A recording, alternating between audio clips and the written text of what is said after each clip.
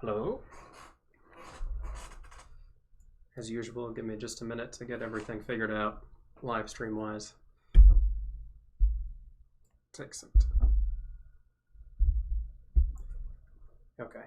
I have to watch the playback for a minute to make sure that I can hear everything and the mic's working. I try to keep the same settings every time because I'm so bad at managing all these little things. The Streamlab has so many little options. But it looks like it's working fine. So hey everyone, how's it going? I know it's been a little while since I've done a live stream. You know, just been kind of busy. It's nice to see a few people coming in to say hi. Does my mic sound okay? If anybody can hear me, chat, I hope you can.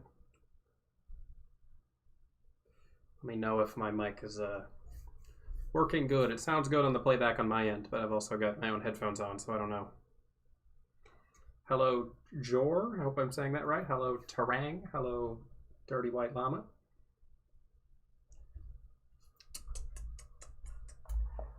It's been a good while since I've done a public live stream because I do the Patreon one once a month, and as usual, welcome or thank you to my patrons who support me on Patreon.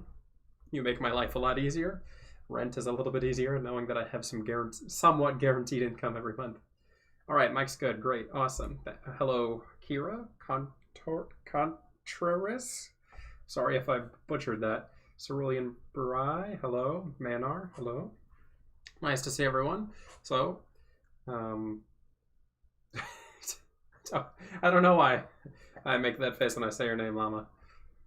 Because I always get caught up reading it. Because, it's three separate words, and Llama has two L's, and it confuses me. Isabel says, hey. Yeah, I try to go with Llama, but I always want to read the name, and then I'm like, no, Llama's fine. But yeah, it's fine.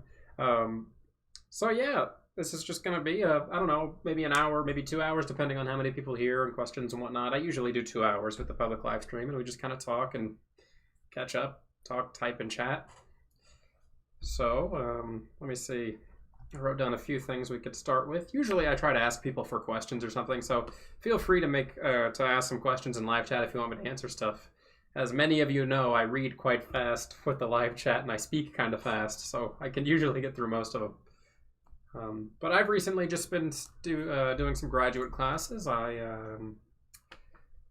started a graduate non-degree seeking program because I didn't get into a master's program, so essentially I'm taking master's level classes without being in a master's program, and it's a shame because I applied for a program and I was going to be accepted. I had a mentor who reached out to me and he said, I think I'd like to take you on as a student for my master's program. And then he said no, because COVID shut down his lab for the fall semester. He says, I don't want to take on a student if my lab isn't going to be opening. So then I got rejected from the program I had applied for, which is kind of sad. But, you know, hopefully this coming cycle and the next cycle will be a little bit better. So right now I'm just taking some master's level credits. I'm taking my favorite class that I've ever taken so far, which is Psychopathology, a graduate level class, which covers mental illness in a little bit more in depth than abnormal psychology, which is usually the undergraduate. And then I'm taking Sensation Dense Perception, which is quite interesting when you relate to MBTI, which is sensation and perception as an actual class is much more difficult. It's almost like a physics class, and I never took physics, so I'm a little out of place there. Hello, Winston's mom. Nice to see your name again. I haven't seen you in a while. The question came up about willpower. Could you elaborate a bit when you began to answer questions? Okay. What about question? What about willpower? I mean, I'm happy to answer any question regarding that. Specifically, willpower is something I've been thinking about in relation to attitudinal psyche. So I don't know if any of you saw this. I made that video on attitudinal psyche a couple weeks ago. Which I really like that personality system. I kind of stepped away from it for a little bit because I think it's still under construction, and I think they're still refining it. But I really like that system. But the idea of volition, or one of the traits they measure, is essentially willpower, and trying to correlate volition/willpower into MBTI has caused some arguments on my Discord server because nobody knows exactly where volition lies. Because we know when we think of people like ENTJs, we're like, ah, yes, ENTJs typically get the most done and have a lot of willpower on average because it's reflected in salaries, because ENTJs and ESTJs, extroverted thinking in general, tends to be slightly representative volition in some sense, or at least how society views volition. But I don't think that volition inherently, that willpower inherently is related directly to success, which is why it crosses wires. And I think other types can be volitional, but their volition doesn't produce the results that society sees as being related to volitional. Like, say, for example, an artist like Picasso, we don't usually think of someone like that as volitional, but I think that's not true because they have the willpower to follow through on their artistic endeavors. But I don't know. It's kind of interesting. Can I talk a bit about repressed FI? So, I mean, repressed FI is going to be present in the extroverted thinking dominance and is usually going to lead to sometimes it can be like an insecurity, but often it's like an overreactivity to certain FI related moral topics, things along those natures. So ENTJs and ESTJs will often have certain like political ideologies or things of that nature that they feel very strongly about, but because FI isn't so developed like in an FI dominant type, it can be very easy for them to not know how to take like insults to that moral system that they have, and it can cause them to be overly critical with extroverted thinking when they're trying to like argue with people about these kinds of topics, and you might find that they're just going to be generally easily aggravated when things related to those lower FI struggles come out. Not always, but you know, that's going to be the mark of like a healthy ENTJ versus an unhealthy one, is how easily they get aggravated when someone pushes on their FI. Andrea Rain, if I'm pronouncing that correctly, asked, been wondering for a while now how old you are and for how long you've been into MBTI. So I turn 25 next week. I'm ancient. I'm just an old man returning to the dust and the earth and the grave. But yeah, I turn 25 in about a week, within the next week. I've been into MBTI seriously for about 5 years now. I've kind of known about it since high school. It's been a while since high school. Old man me. But yeah, I got into it seriously about 5 years ago, and then I was in the learning phase for about 2 years, and then I went and got certified, and then I started to take the studies more seriously and started reading Jung. And despite like how I present information, there's people out there who know much more about like Jung's work and typology in general than I do. My goal with this channel and overall is to kind of take these complex MBTI ideas that we have and simplify them into something that can be easily presentable and usable to people. So essentially I'm trying to say, like, look at this complex thing that Jung said. How can I just translate this into something that people can use in their life? Which is why I do the advice tips, or occasionally I like to talk about things like the archetypes. I really enjoy archetypal discussions. And as some of you may know, eventually I'd like to transition this channel into something more than just type, which is why every now and then I do a video on like clinical psychology or something of that nature. As soon as my education develops beyond what it is now, and I have a little bit more authority to talk about like clinical psychology, that's what I'd really love to talk about. I'm primarily interested in being a clinical psychologist. You know, that's my number one goal in life. Type is very interesting to me, but clinical psychology is something I enjoy quite more. So there are numerous sites and one YouTuber channel that says that INFJ's NI is willpower. I find willpower to be more in my FI, walking around in my conscious third slot, inner child. Where is willpower? So that's a really good question, Winston's mom, and that relates again back to the idea of like volition, as I was talking about with attitudinal psyche. And it comes back down to the idea that I think each type has their own type of willpower. So essentially what looks like willpower to others isn't going to be the same thing to certain types. I think each quadra specifically is going to have a very specific way of presenting willpower. And I think that the most raw expression of willpower, like how we view willpower, is most represented in probably gamma quadrant, so the SFPs and the NTJs. Because if you look at stereotypical and archetypal heroes, so this is going to be like your fictional protagonist, they are almost always primarily characterized by the first of all, the fact that they don't know anything, but secondly, that they have the willpower to overcome the fact that they don't know anything, and then they go on their journey, slay their dragons, save their kingdom, whatever. using their innate willpower. And on the other side of this, you have the villain or the anti-hero in certain cases, who is just too like stubborn to die and just keeps coming back and has this willpower to kind of take over the world. And you see this clash of willpower in fiction, and usually it's an SFP versus NTJ archetypal battle. So I think that the Gamma Quadra has like the most stereotypical representation of what volition is. But then if you look at other quadrants, I always struggle to remember each of the other quadras by their functions because I don't know them as well as I should. But if you look at, like, say, for example, like NFJs can certainly have their own type of willpower as well, but their willpower isn't going to be the same, just like I'm going to get up and do this thing just for the sake of it. Like, it's about me wanting to do this thing that's giving me the willpower. For an extroverted feeling type, it might be more along the lines of I need to do this for everyone, or it's important that I do this for the sake of the community or those I care about in a more like extroverted feeling kind of way, compared to like the ESFP who's going to be doing it for their friends. But their willpower comes from a different place and is motivated in a different way. And therefore, you could have an ENFJ who has high willpower, high volition, and you could have an ENFJ that has low power and low willpower and low volition. Same with SFPs and NTJs. And I think that's what really makes the attitudinal psyche system hard to correlate to MBTI. Because how do you correlate an INTJ who's in a dark spot in their life that isn't motivated to an INTJ who's at a peak point in their life and they're exceptionally motivated and interested? They're going to score on the opposite ends of volition. One's going to be extremely motivated to do what they want to do, and the other's not. And it gets harder to like kind of characterize that into cognitive functions related to these specific traits. So when I look at the attitudinal psyche system, I treat it like a different personality system that can share certain similarities, but I don't think it's directly correlated with functions, and more so like this outside shell of personality that can be representative of functions, which is to say that's kind of like how we look at Big Five as well. Because if we look at like type MBTI compared to Big Five, we have like our inner cognitive functions. This is the shell. This is our soul essence, who we are as a being. And then around that, we have like Big Five traits, neuroticism,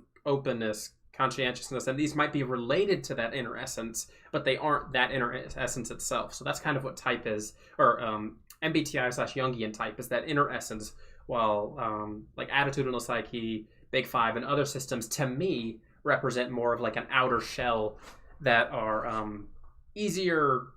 traits that are more easily attributed to certain aspects of life. Sorry, that was a long tangent. So let me get back to the questions here. Good ways to develop repressed FI. Oh, I don't know. I haven't worked. Well, I know how to develop repressed FI because I have worked with ENTJs and ESTJs in business coaching. But usually when they come to me for business coaching, it's along the lines of like, I need to learn. They don't recognize that repressed FI is the problem. So they'll say like, I'm struggling working with an employee or something, or I can't get these people to listen to me. And it's like, yes, because you're not approaching it from the humanistic perspective. You're not realizing the way that what you're saying may make logical sense, and you may be able to say that this is like objectively some way I want to do this, but if you can't present that in a way that's going to relate to them on the human level, if you're not accounting for their individual feelings as people, then it's going to be a problem, because then you can't effectively communicate, because communication, both logically and emotionally, is a push and pull thing. So it's important for the thinking dominants to be careful that they're not just taking when it comes to conversation, whatever they want to do. Like, they're going to be, hey, look at my idea. Look at this thing I want to do. It's great. I know it's great. I know it'll work. I've foreseen that it will work. And the other people are going, that's great. We know it's going to work, but it's not really representative of what we want, or it goes against the community value in some way. And therefore, we're going to kind of push back on this. But if you were a skilled ENTJ, you'd be able to say, hey, look at this thing that I want to do. And then before you present it, before you go, well, let's do this, you stop and you go, okay, how can I repackage this? How can I take this idea that I have, wrap it up in a nice little box, put a little bow on it, and say, look at these ways that it might be able to help the community. Look at how this might help you. Look at this and that, instead of it's the best thing to do, we should do this. So something along those lines. So there's a lot of different ways to answer that question, because repressed introverted feeling can be presented in a lot of different ways.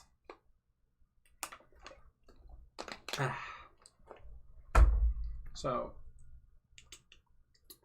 hello, Opal Knight.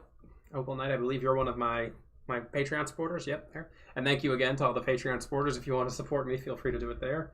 I'm trying to keep to 2 videos a week right now, but because my class has just started again, I might have to take a little period where I'm doing 1 week again until I can get caught up, because the only days I have to record are Monday, Tuesday, and Wednesday, because that's the only days where no one else is in the house, and I can't record when people are in the house because I live in a 2-bedroom apartment and it's just not possible. So Monday, Tuesday, and Wednesday. But the problem is that now on Monday I have to wake up first thing in the morning and do class Monday and Tuesday while the people who are at the house, my wife is at work essentially. And then by the time I finish class, she's pretty much just about to be home and I don't have time to record a video. So that leaves me with Wednesday. So what I'm going to try to do, maybe moving forward, is record 2 videos on Wednesday. And then I can have them ready for the next week. But I don't know. I'll just have to see, because right now it's a lot to juggle.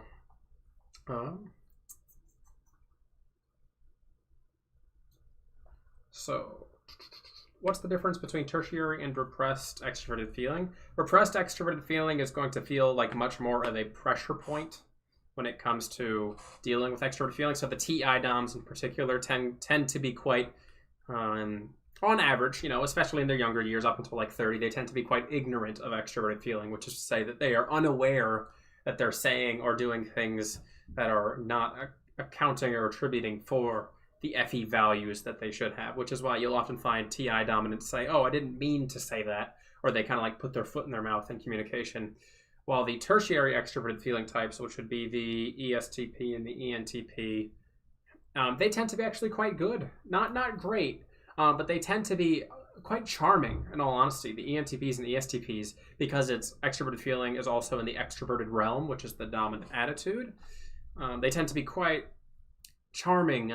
The deal maker archetype, specifically for like the ENTP, someone who knows how to use and manipulate that function.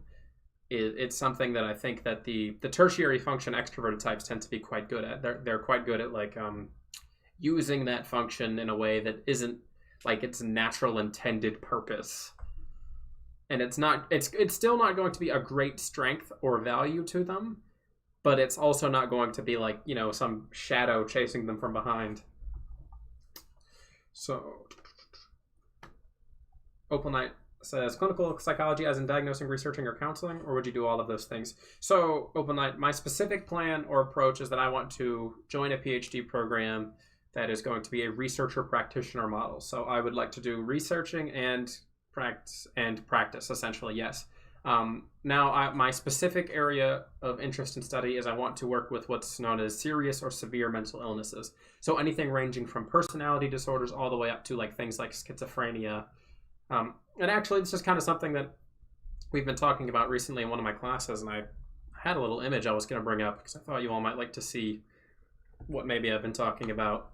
Because in psychology, there's the idea that like personality disorders are these discrete categories. So you have like paranoid personality disorder, then you have like schizoid, or then you have schizotypal, or you have bipolar, things of that nature. And what we've been learning recently, this is quite an archaic model, because in reality, mental disorders seem to be on somewhat of like a spectrum ranging from like one side to the other side with a lot of nuance in between. And while we use these discrete categories for diagnosis, it's more often than not that people don't lie perfectly in these boxes, which of course makes sense. You might have someone who's like a textbook case of something, but it's more rare. The reality is that most people tend to just have a lot of the certain traits of a certain thing. So let me see if I can pull up I had a thing set up so I could share my screen. So if this hacks up, I'm sorry.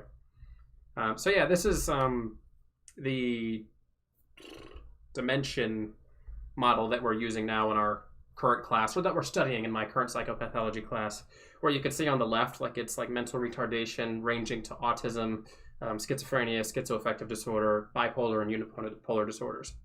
And it's more so a wide spectrum of mental health traits that kind of struggle, or that people are struggling with, and you can see the symptoms associated with these things cross over into the other categories. So to me, this was something quite interesting, because, as someone who wants to work in mental health research and studies, the only issue is that it's much harder to study things when you're not placing them into discrete categories. Now I am going to pull this up off the screen because I'm sure you all don't want to see this image forever, but yeah. Okay, I'm probably falling behind on the questions in the chat, so let me see if I can catch up here. I forgot where I was going. Can you explain what is meant by seeing patterns and making connections in NI? So, Barry Tanner, that's a good question. Essentially, NI works in a way that it's really complicated to explain in like a simple sentence, but NI works in a way that it attempts to comprehend or simplify things that it's experiencing into archetypes of understanding. So essentially it's like, instead of experiencing something for what it is, you're taking the essence of what that thing is, like the general idea or concept related to that singular thing, and then internalizing it and say, oh, I have this kind of like feeling about this thing, but not like feeling, not like emotional feeling, but like a gut feeling, which is why they call it intuition. And intuition is often associated with the idea of like the sixth sense. Essentially, it's like somebody's ability to kind of have a strong urge or feeling about something. You know, essentially, I have some sort of, there's a specific word that I can't think of, and I know you all are just going, it's this word. Premonition, maybe? Like they have a general feeling of the essence of the thing that they're interacting with. And it works on an archetypal level. So essentially, one way to think about this is if you look at like cognitive psychology, there's the idea of when children are growing up, they learn inherently the idea. I think it's called themes. It's something along that lines, where when you're looking at or teaching a child something, and you go, you present a child with like a dog. You're like, oh, it has 4 legs, therefore it's a dog. So then if you show a baby a cat, the baby might go, that's a dog, and the baby doesn't know that the cat and the dog are different because they see the cat and they go, oh wait, it has 4 legs, therefore it must be a dog. So what NI essentially is it's like an ultra refined version of this. It's essentially attempting to categorize things based on their innate essence, but it gets far more particular than that. So as we get older, we learn that, of course, a dog and a cat are different, but then we learn that there's breeds of dogs, and then we learn that there's breeds of cats, and then there's variances in those breeds, like you have long-tailed pugs and short-tailed pugs and short-legged pugs. And what NI essentially is attempting to do mentally is create these specific mental understandings of these archetypes of ideas. I think that's a good way of explaining it, I'm hoping. What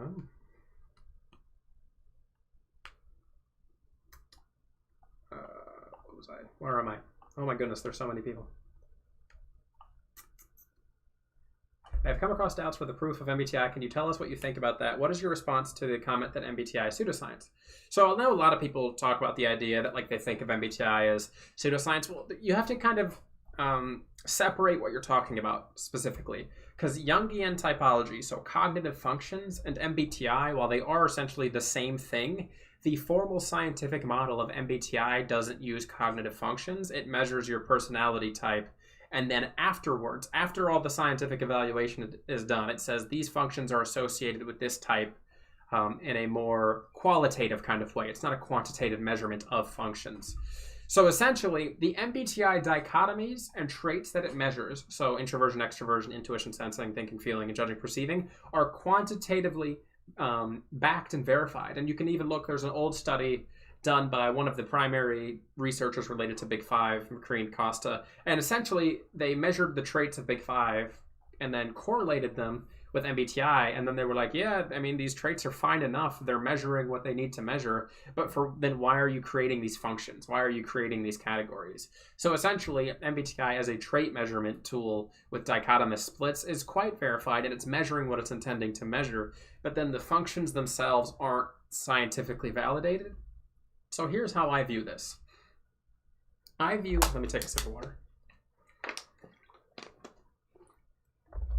I view MBTI and typology as a philosophy for understanding personality, which is to say that even I don't consider it some super hardcore science. I think it's something that is easily observable in human behavior, or at the very least, it encompasses human behavior overall in a way that's extremely easily understood and noticeable between people. So you can see these patterns clearly across people if you look. But also, they work so well that, like, if you look at dominant extroverted thinking, you can see repressed introverted feeling, these dichotomous natures. So I view it as a philosophy for understanding personality instead of a science for understanding personality, which is why someone like me who's a clinical psychology student, I don't view personality type as inherently scientific right now, because it's not something that I'm specifically interested in working with at a scientific level. To me, it's far more useful and applicable as a philosophy of understanding human nature and cognition. How does SINE compare to NISC? It depends on, like, if you're talking about just the axis in general, where are they in the function stack? That's kind of a big question. If you're maybe talking about like dominant functions, NI types, of course, are going to be a bit more future focused, because NI tends to be noticeable or interactive with the idea of like temporal situations, in that they notice changes across time, whereas SI tends to be far more detail oriented. NI dominants tend to be quite more eccentric on average. They tend to be quite different from a lot of people, and it's not always a good thing. Eccentricity can certainly be a bad thing, but it depends on how they manage that. But that's a big question. I'd recommend, I have some older videos where I talk about like ISTJs versus INTJs, and you might want to go watch that video and get like kind of a better idea there, where I talk in depth about the particular differences, because like secondary NI versus secondary NE is like a whole different story. So Brianna asks, off topic, but is that a Has-Been Hotel shirt? Yes, this is a Has-Been Hotel shirt, and I wear it ironically because people tell me to smile all the time. So I think it's just funny to wear a shirt that says just smile when I'm someone who does not smile in public. And it's just because I have like the resting zombie face. But I just kind of wear it ironically. Although I do love Has-Been Hotel. I think it's great. It's a lot of fun. Ali Malik says, hey, I'm booking a session with you tomorrow. Oh, please do. I'd be happy to. Although Sundays, I don't know if I have a ton of openings on Sunday. I usually do in the morning. But Sunday evenings I'm busy because I play D&D with friends. Can INTJ be funny? INTJs tend to be more witty than funny, I think, but that wit can come off in a funny kind of way. You're not going to usually find like the class clown type of INTJ, but if they're interacting with somebody who has specifically extroverted perceiving dominant or secondary, I think that you can find that they can ease up a little bit and have a bit more fun. INTJs aren't always serious llama. Yeah, they tend to be more sarcastic and witty, in my opinion. I'm quite behind on the chat. I'm trying to keep up, but that's good. That means I've got stuff to talk about.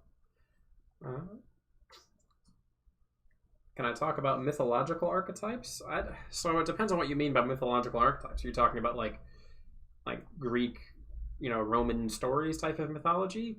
I am so unversed on history. Like, I know the general ideas of like these stories and all of that, but I am quite bad at all that. So I don't know if I'd be able to say enough to like have a meaningful, or I don't know if I know enough to have a meaningful discussion on mythological archetypes.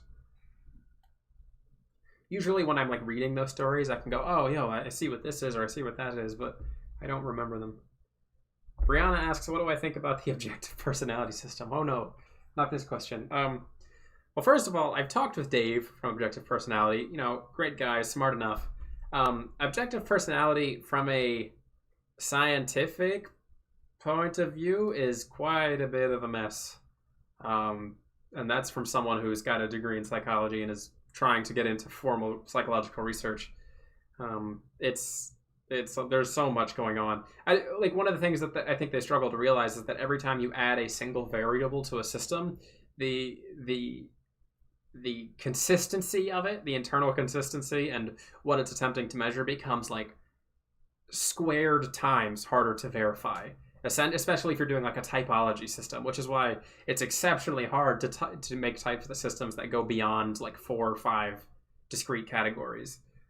So the fact that they have so many categories and 512 types makes things extremely difficult. Like if you got a psychometrics PhD person to come look at their system, they'd be like, oh my god, what am I looking at? This is going to be impossible. But I don't think that their ideas are inherently bad. I don't agree with everything they're saying, and I think that they kind of misinterpret, not misinterpret, because they are going in with their own terms and ideas here, but their terminology tends to separate from Jung in a way that I don't think is correct, because I think what I've observed when studying Jung and then working with individuals typing them is that I think that Jung's systems were very well said, which and you also notice that I, as someone who's on YouTube, I'm not creating my own typology system. I'm not trying to do my own thing. I'm simply saying, hey, here, this is what Jung taught. I'm going to try to explain it to you. And it's because, while I think that improvements could be made, one, I don't think I'm educated enough to make any type of claim like that. I'm not well read enough on Jung. But two, it's just, I think his system was so simple and correct. Like, it works so well that I don't think there's much reason to do a ton of refining, especially into some system that has like extreme amounts of variables, when I think the points get across simply enough with the system that's in place. It's a good system, in my opinion. But objective personality, it's not my favorite, but the people who study it seem nice enough. I work with lots of people, or I've worked with people who've been with objective personality. I've talked to people like Benjamin. I guest starred on his channel a while back. He's one of my favorite people. He's a very nice guy. ISTP.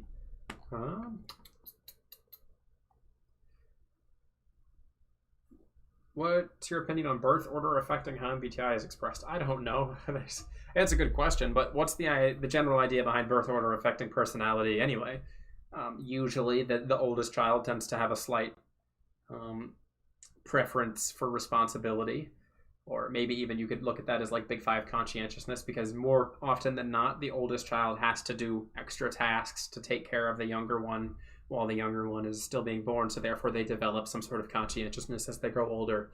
Therefore, maybe they're going to be some sort of J-type, but I don't think that's exactly the case in terms of cognitive functions.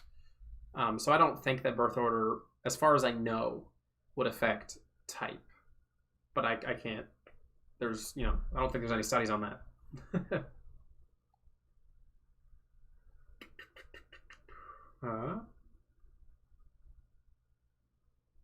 So if NI is classifying things, what's the difference between NI classification and TI classification? Great question, Llama. NI doesn't need the classification to make logical sense. NI is an irrational function, whereas TI is a rational function. So when TI classifies something into its internal system, it has to make sense. Whereas the NI type can say, this is how I feel about it. This is the impression that I'm getting from it. It doesn't exactly need to make logical sense. I don't need to be able to logically explain why. I can just say, it's giving me this impression and I'm going to trust that impression. And sometimes they will even trust their impression over the logic that is being presented to them if they feel strongly enough about that impression.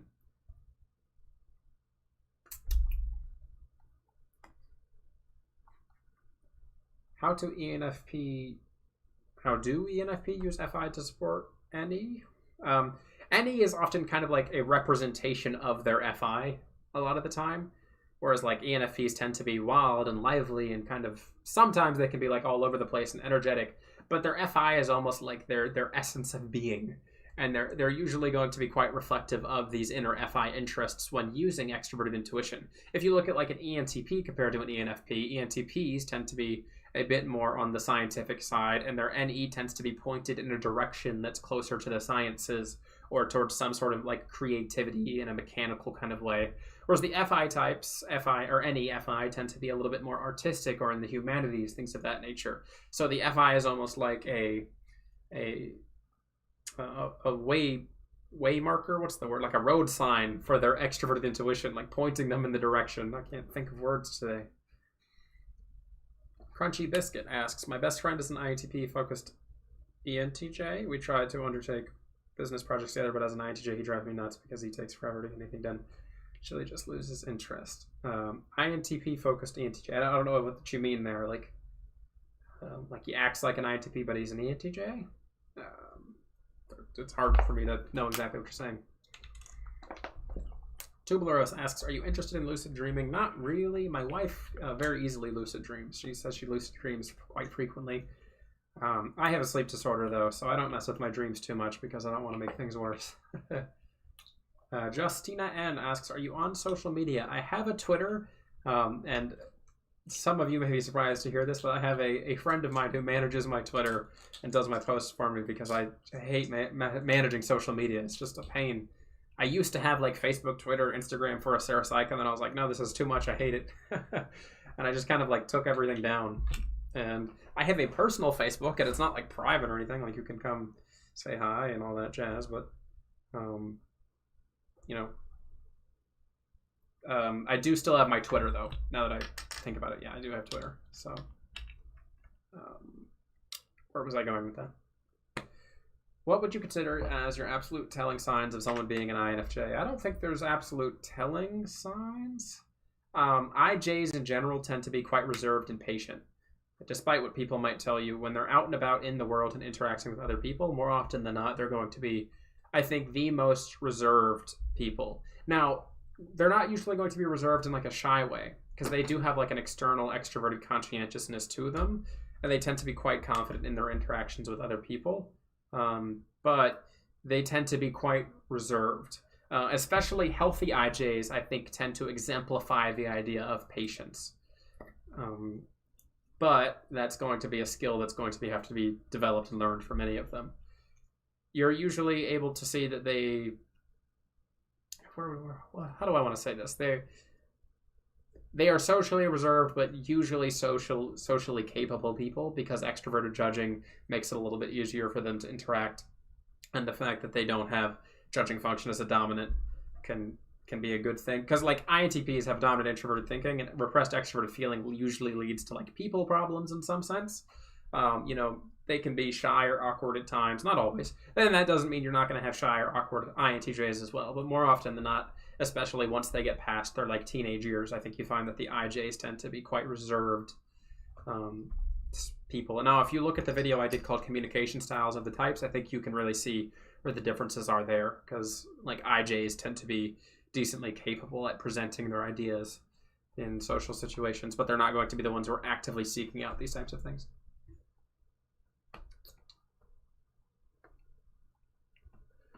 Difference between TI and TE? Well, there's a little analogy that I like to use, where imagine you've got two people driving a car. One of them's TI and one of them's TE. TE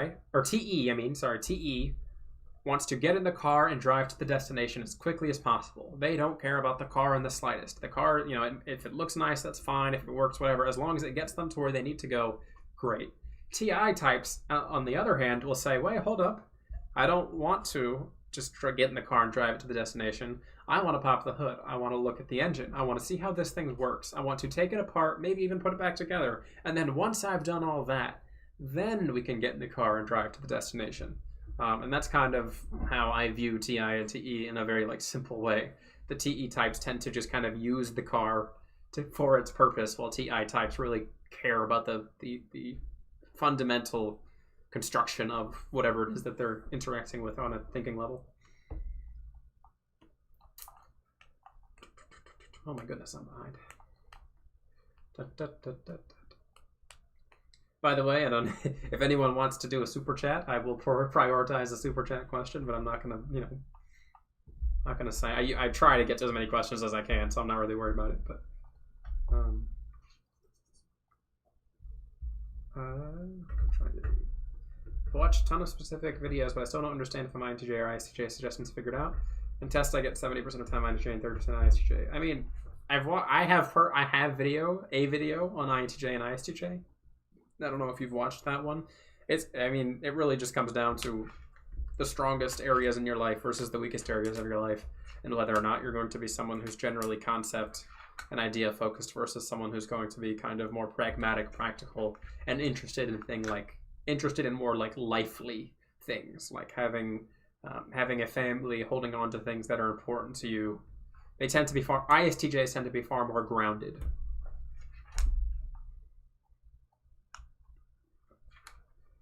Dalton Prather asks, do you have any advice for an INTJ who has extreme negative reactions to sensory overload to the point of anger and resentment, like a barking dog, speeding loud, room temperature being too hot? So I don't have specific advice to some sort of neurotic, angry response to a sensory reaction. The only thing that I might be able to say is maybe try to get to a point where some of those things are habitual. But if you have some sort of cognitive issue that's saying, hey, I'm sensitive to these things, maybe you're a hypersensitive person or whatever that's called. I'm not exactly sure what to tell you there. Maybe you can invest in things like earplugs. That might be something that you could do. I know earplugs help a lot of people, like if they're in libraries reading or they don't want to listen to certain sounds and noises. Certain sensory things certainly get on my nerves too, but becoming habituated, which is to say that you experience these things frequently, can lower your sensitivity and reactivity to these types of things.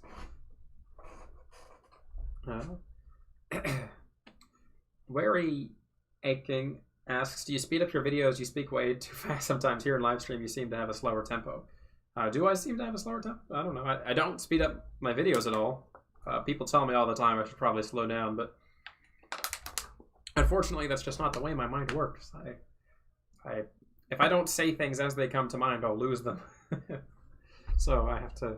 I mean, I can hold... Like, if I'm having a conversation with somebody, I can hold on to a thought and then start saying it. But if I'm not holding on to it, or if I'm trying too hard to hold on to it, it can get lost in my own mind, and I might think about something else. So for me, speaking is just a way to get the idea out and be like, all right, now it's done. Everyone in my family talks fast, though. Like, everyone. I don't know why. Maybe that's just a habit we all have.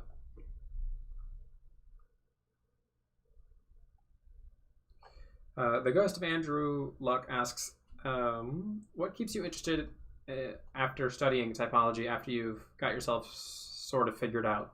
So I've got myself decently figured out. To me, well, I'm a psychology major, so that's kind of like asking, like, why do you want to study psychology if you're a decently well-adjusted psychological person? Well, I'd like to work maybe with other individuals who are also struggling, or pass on the ideas and experiences that I've had to make things easier for others.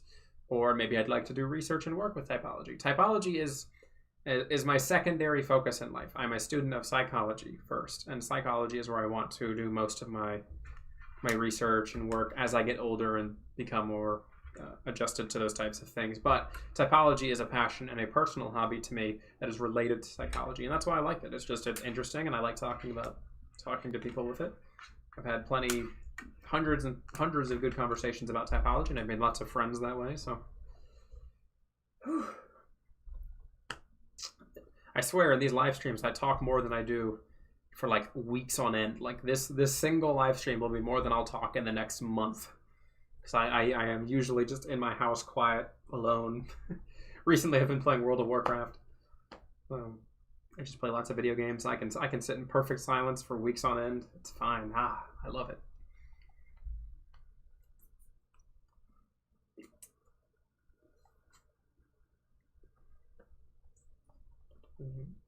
Reading through the comments, it's getting to the point where there's a lot of them. I'd like to thank everybody who's here.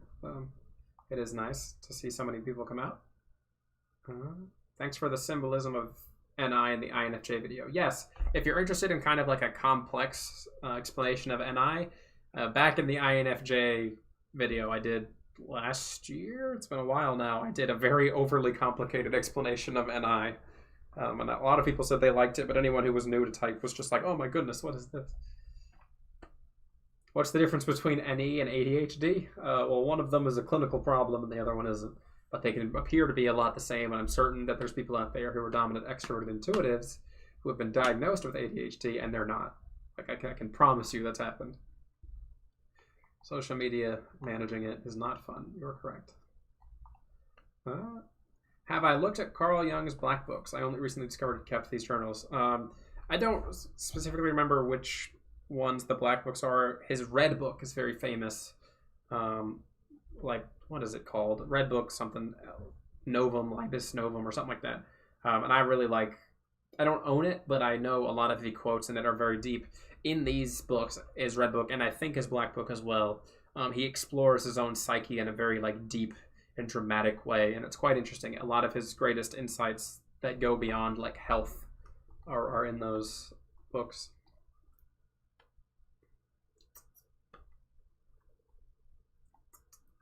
Me, as INTJ in social media, I just talk a little bit. My INTJ friend talks a lot. How is that?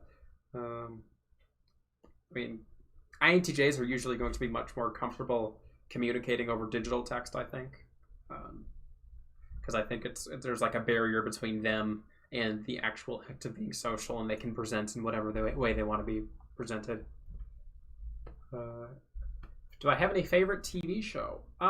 So I have a favorite TV show from when I was young that was very influential on my life, and that is the anime Rurouni Kenshin. I have a Rurouni Kenshin poster right behind my computer. I've had it for like 15 years.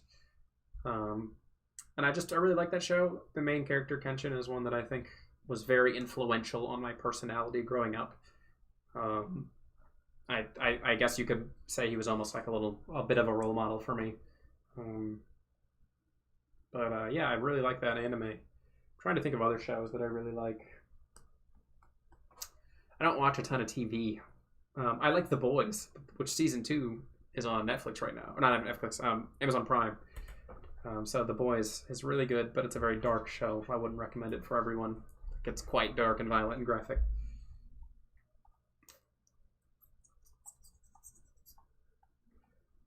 Whenever people ask me about myself and my own interests, I'm like a deer in headlights. I'm like, who am I? Like, what do I like? I can tell you like music interests and stuff, but movies and TV are hard because I don't watch a ton of movies and TV. Things like that don't often stick with me too much unless there's a real reason for them to.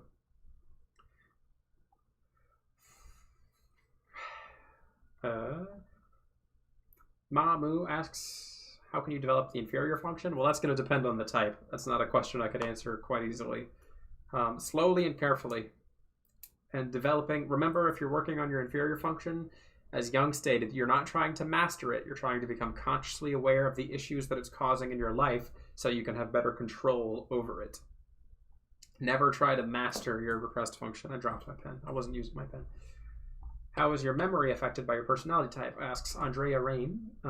Memory, I don't know. That's a good question because a lot of people associate introverted sensing with memory, and I don't think it's that introverted sensing types have better memory. It's that they place more value on things in their memory and therefore are likely to like think back to these things more often. And again, it's not that they have the better memory. It's just that they're more detail focused in these memories, while NI types will still have strong memories of things, but they really boil it down into like this memory is this one thing. Like one thing you can notice between NI and SI types is when they're telling a story of some kind, whenever they go back to tell details in parts of the stories, the NI type will do their best to rush through the details. They'll be like, oh yes, I was having lunch yesterday with so-and-so, but you know, it wasn't really that important, whatever, and we did this. Whereas an SI type might extend the length of a story because to them, they have this vibrant value for the things associated, which they might say like, oh, I was having lunch yesterday with so-and-so. We were having, sandwiches together and he had a wonderful tea and she had this and it was quite nice. And I remember thinking to myself during this that I was doing this and that. And then eventually they'll get to the point later on. But SI types tend to really draw out and explain things when they're talking about events that have already happened. Well, NI types will do their best when telling a story to just get to the essence and say, okay, this is what I was talking about. Especially when relating to things in the past.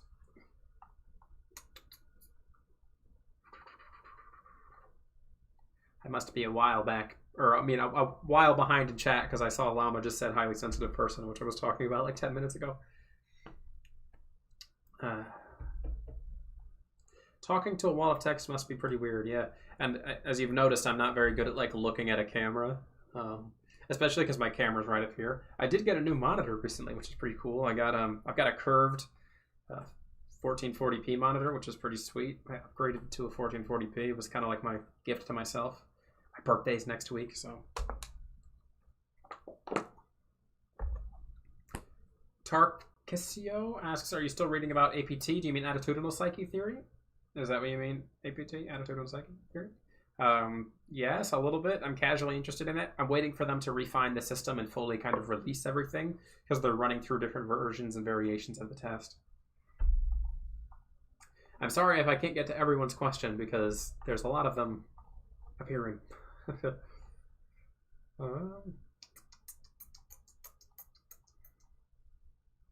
Taulant Meshakrani, I'm sorry if I butchered that name, asks, is there a correlation between Enneagram and MBTI? I'm certain you could correlate the types and people have done this. So essentially you could say that certain types are likely to be certain other types. Like, INTPs and 5s are usually quite well correlated. But I think I am a great big critic of any Enneagram. I don't like Enneagram, and I think it's incomplete. I don't think there's enough types to represent all of the basic fears, needs, and desires, which is why I tend to preach Jung's 12 archetypes in its place, because I think Jung's 12 archetypes is almost like a better Enneagram. But I don't want to say that Enneagram isn't good, because if you're one of the people who fits into one of the types that is within the Enneagram system, then you're likely going to get a lot of use and value from it. But I don't think it's a complete system, and I think it's missing something. And I could go into detail with what I think is missing there, because I've told other people this, but that's just my opinion. I have opinions on Enneagram. But I know lots of people who have gotten great information and insight from it.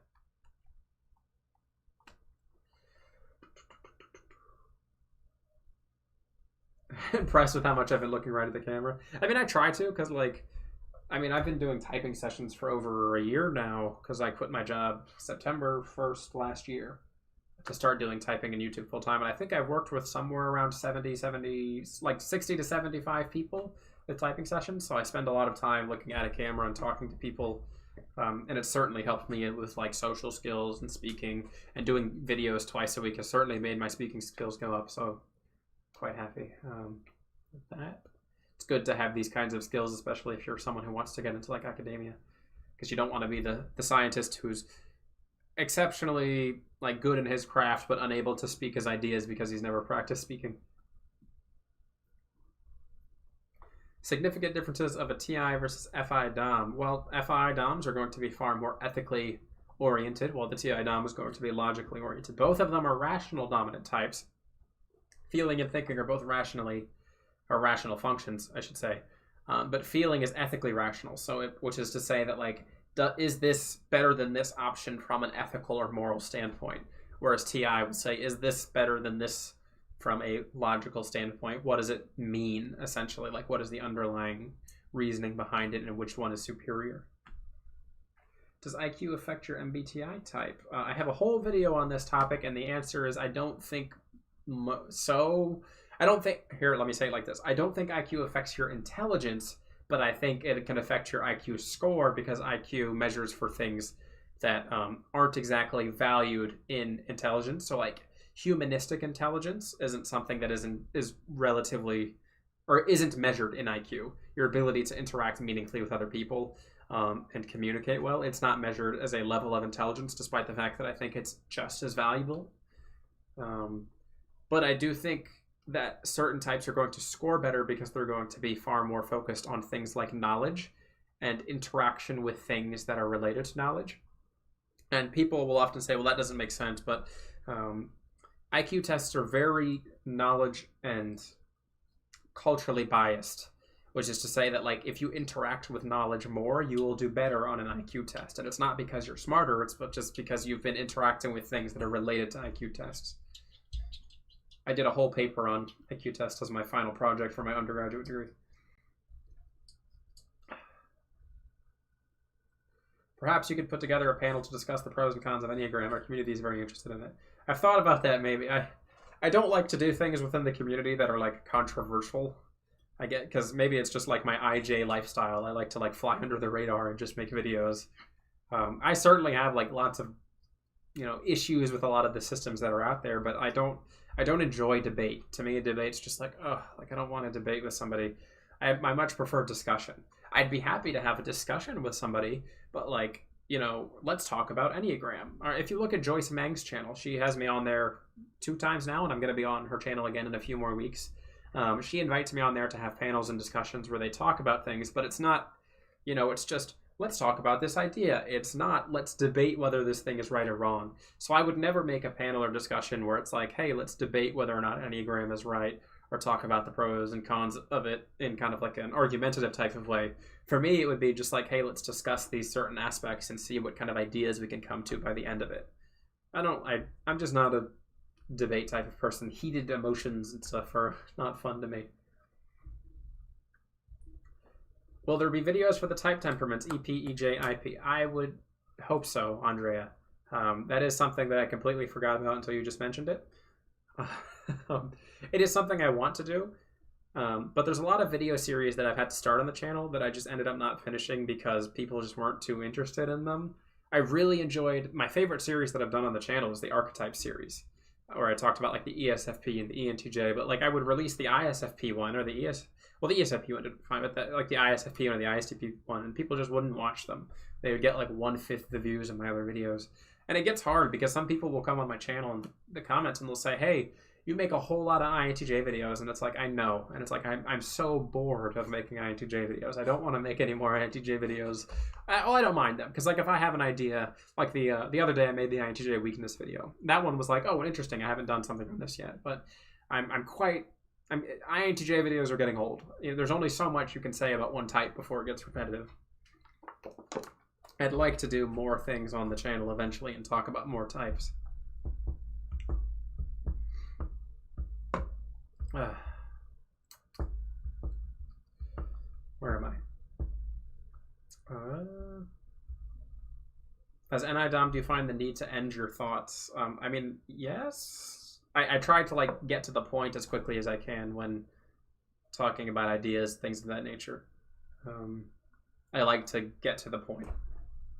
Maybe a dumb question, but why do the order of the cognitive function stacks and MBTI alternate between introverted and extroverted? Why can't two introverted or two extroverted functions be Dom/Ox? Great question, Brianna.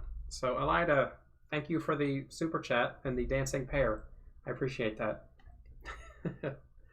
So, Brianna, I'm going to pull up something on the screen. Give me a minute to get the thing I'm looking for.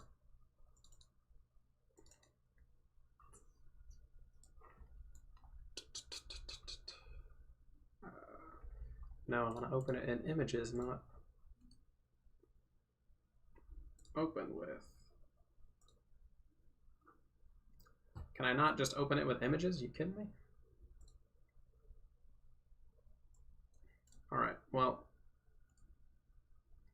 I guess we got to do it with Firefox. Oh wait, no, I can do the other version. Okay. Here we go. Put this over here, and I will go over here and go to secondary. Okay, so this right here, I hope you all can still see me and everything's working right. This is how Jung drew the psyche, and this is also the reason I use a 4-function system instead of an 8-function system. And I have a whole video on this. If you want to see it, go look for the video that has this image in the thumbnail. So essentially, the matter of the center 2 function, or the order of the center 2 functions doesn't matter that much, in my opinion. As you can see in this image, this is what we're looking at here is a thinking type. The light area is the conscious, and the black area is the unconscious. And you can see that on the sides, we have an even proportion, intuition and sensation. So think of this as like an INTP or an ENTJ.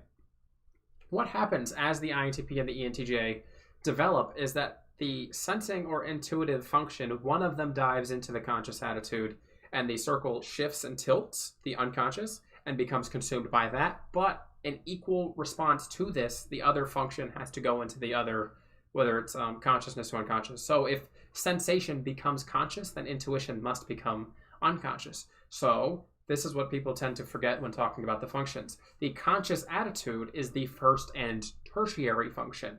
So your two conscious functions are your first and third. So an INTJ is NI, FI. But here's the thing: what we call the auxiliary function, the secondary function, is technically unconscious, but it's the most important function for the psyche.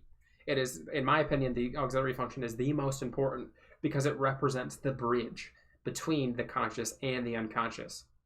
It's the function that allows you to dive into the other side and use these kinds of things, but in a way that's not going to be all-consuming to the psyche. Because if you're an introverted thinking type and you dive into your extroverted feeling unconsciousness, as Jung says in his book, you're going to have a bad time. It's going to lead to psychosis or like fits of rage, things of that nature. But if you dive into your auxiliary function, or if you want to call it the tertiary, some people do that too, but it doesn't really matter too much. If you dive into the function that we call the auxiliary function, it's going to be just enough of the unconscious attitude to allow you to healthily express that side of your psyche in a meaningful way. So I'm going to go back to this now. But yeah, So essentially, the order of the center two functions doesn't matter that much, is what I guess I want to summarize and say there. The center two functions are relatively even and balanced, but one of them is unconscious and one of them is conscious.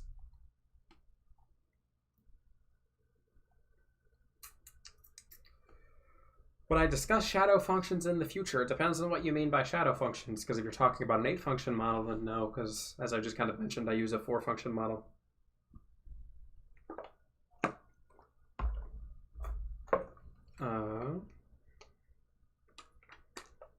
Thanks again, Elida. I know I'm just butchering your name again. You can yell at me on Discord later. Where did everyone go? Did I lose everyone to the image?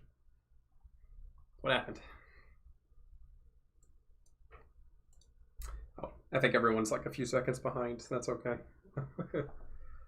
Here, I'll scroll up and see if I missed any questions. What's the difference between an INTJ 516 and 514? I couldn't really tell you. I would imagine the 514 would be less intellectually inclined. Slightly, they might be more focused towards the humanities. I test as an INTJ 514, and I'm a psychologist or a student seeking to become a psychologist, and that might be representative of that. I don't know. I know 5/6s tend to be the thinkers, and a lot of people tend to tell me, they look at me and they're like, "Oh, I think he's a 5/6," but I don't identify with that, and I don't actually think of myself as like a super intellectually focused person. I'm far more interested in like things that are interesting to me, whatever like pops out. I'm not trying to like understand the world. Do I have any YouTubers who I would recommend that teach MBTI? Well, there's Harry over on Cognitive Personality Theory. He has his own system, but I think he has good ideas for teaching personality. Joyce, I think Joyce Meng is a great YouTuber, and she's on the rise, and it wouldn't surprise me if she passes my channel in like a year or two. She's still new and growing, and I've guest starred on her channel, and if you want to see more of me, she does panels with lots of people all the time, and I've done 2 panels with her. And then Benjamin Sadiq is an ISTP who does interviews with people in the community. I would recommend his channel. I quite enjoy his content. He does use objective personality and their terminology, but I think it goes back to the idea that you can pull the essence of what he's saying and correlate it to MBTI overall. Senor Frog says that is the most impressive fro I've seen today. I know, and as much as people probably hate to hear me say it, I'm going to get this thing cut soon-ish. Like, hopefully in the next month or two. Well, not hopefully, but probably in the next month or two. It's getting uncontrollable, and my wife's getting annoyed with it. So it's only so long you can grow your hair before it starts to get annoying. Skygrave asks, were you able to finish that signal detection exercise? Yes. I think I did it right. So I'm in a graduate level sensing and perception class, and we were doing signal detection, which is like physics stuff, and I never took physics, so essentially I'm trying to do stuff that other people know the basics of and I don't know the basics of on a graduate level class. And it took me like 6 hours to do something, and I emailed the teacher and I was like, hey, am I doing this right? And he was like, I really didn't think this was going to cause anybody any issues, and he pretty much just called me dumb. Like he didn't say it, but like I could tell it in his email. I was like, he was like, are you really struggling with this? And I was like, yes. I don't like math. Please go easy on me, Professor. What do I think about C.S. Joseph? I don't interact with C.S. Joseph. I'm not a fan, I will say that, but I just think he says things that he speaks before he thinks at times, I think is the best way to say it. And he says certain things that I think are fundamentally problematic and relatively dangerous to people's well-being and psyche. But overall, I think his ideas, he does have some good ideas. Like I've seen a few of his videos, and I was like, oh wow, I've never thought about this in that way or that about this way. But the way in which he directs people's lives, or attempts to, I think is problematic and potentially dangerous. Because, there's a reason that like if you're not a psychologist or a therapist, you shouldn't be attempting to give people heavy life advice. You should instead be someone who's more on the information side. That's what I do in my channels and in my life coaching. And in these two categories, I'm not saying go do this. I'm saying, here's information for you, and then you can make conclusions from this and decide what's best for you in your life.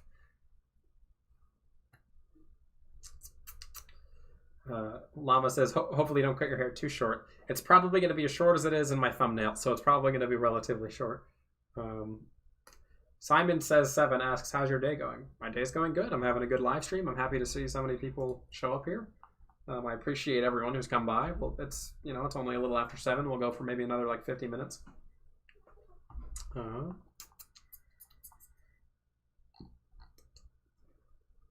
Who is my favorite psychologist besides Jung? Oh, that's a great question. Because, you know, if someone asked me my favorite psychologist, I'd say Jung. There's so many influential ones throughout, like, history.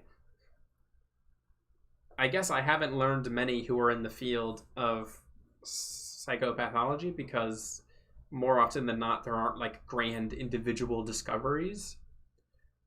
I think one really important psychologist is Piaget, who talked about cognitive development throughout life in children up until, like, you know, first 18 years of life, and then a little bit onwards, where he talks about essentially how we develop our ability to function cognitively in a scientific human way. I mean, I think Piaget's work is exceptionally important to the field of psychology. I mean, there's some other basic ones who have good theories. You know, like Erik Erikson's psychosocial theory is quite good. Who else? I'm trying to think. There's a woman psychologist who did. I wrote about her in one of my papers. She did work with gifted children, but that's pretty much all she did. So she's very interesting to me. God, it's gonna drive me crazy. What's her name? Woman psychologist, gifted children. Oh, Letta Hollingworth. That's her name. She did work on gifted children and intelligence, and I thought her work was exceptional. Although these standards that she used were a little bit off because she did it back in like the 20s and 30s, and statistical distributions for IQ were different back then. Senior Frog says, no go Fro stays, wife goes. All right. That's what we got to do.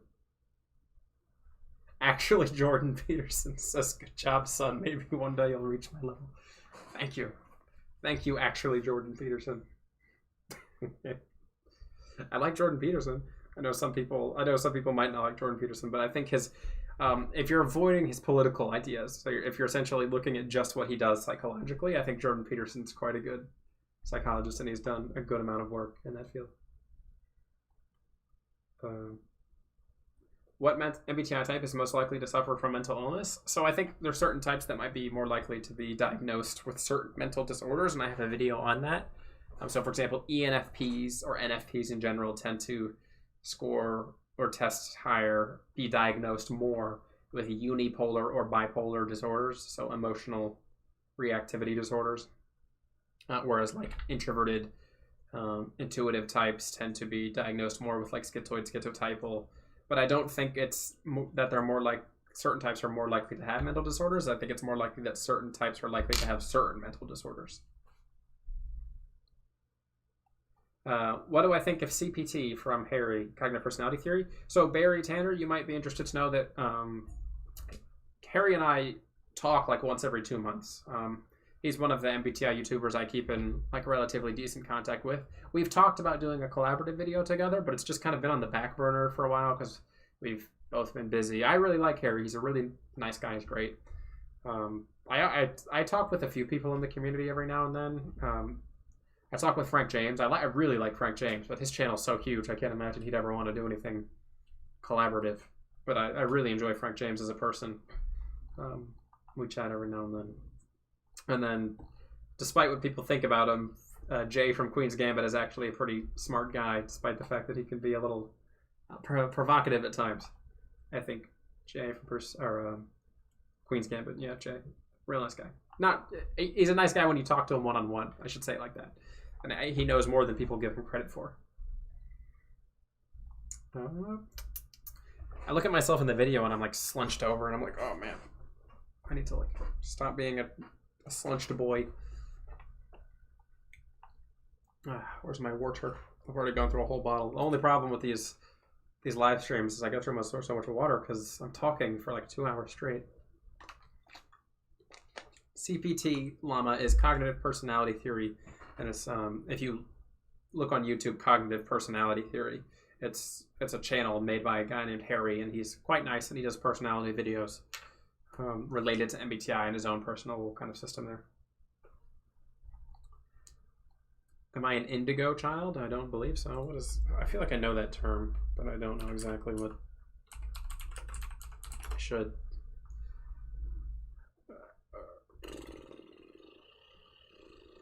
No, I don't think. Pseudoscientific New Age concept. I don't think I'm an indigo child. Am I a chosen one? Is that what's happening? How has being an INTJ changed my life? I don't know. I mean, I don't know if my life would be different if I was another type. I'm sure it would be, but as someone of this type, I've just kind of lived my life this way.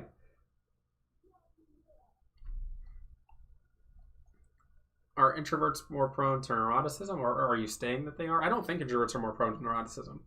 Although they tend to think that extroversion is a positive trait, I don't think it is, because if you're too high on the realm of extroversion, you're going to have just as many issues as if you're too low. So I don't think it's exactly that way. Do I own any clothes that are not black? Sweats. I own a few things. I don't own a pair of pants that's not black. No, I either wear black cargo shorts or black cargo pants, and then I have dress pants. I only have black pants. I have some shirts that are different colors. I like exploring. Like even this shirt right here is like almost as colorful as it gets. I think I have like one blue shirt, but I've been experimenting more with color in the past few years as I've become more confident in my self-expression of.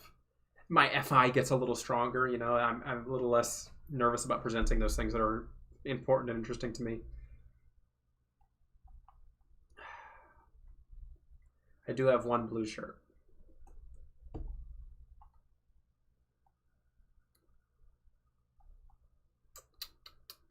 No jeans. I do not own a single pair of jeans, despite the fact that I live in the South.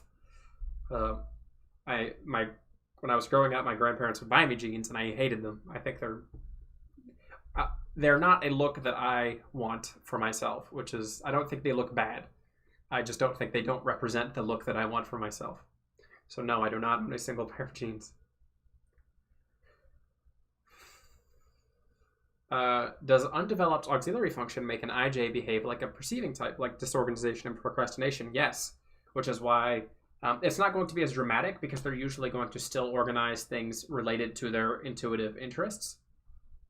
But you'll notice specifically that young introverted intuitives specifically are going to struggle with like not being able or not getting things done when they aren't related to their specific individual interests, which is to say that young introverted perceiving types, SJs as well, ISJs I mean, and INJs, will usually put forth effort only into things that are important to them and are going to be reluctant to do what people tell them to do.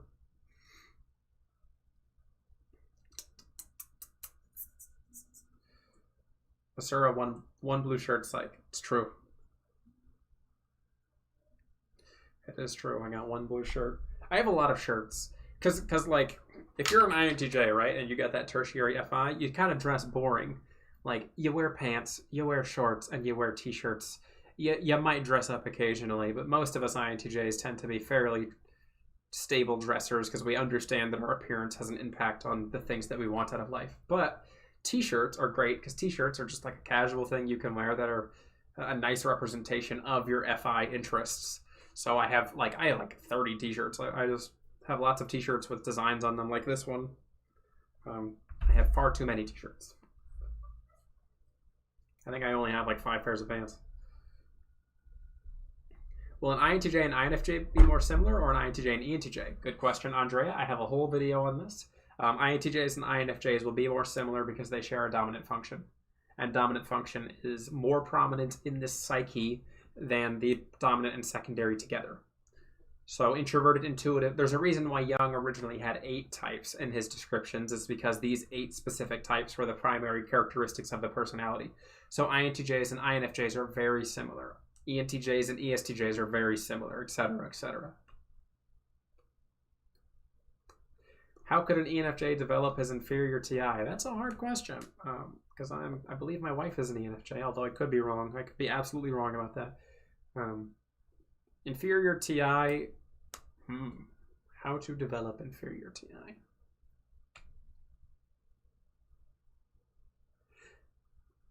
I know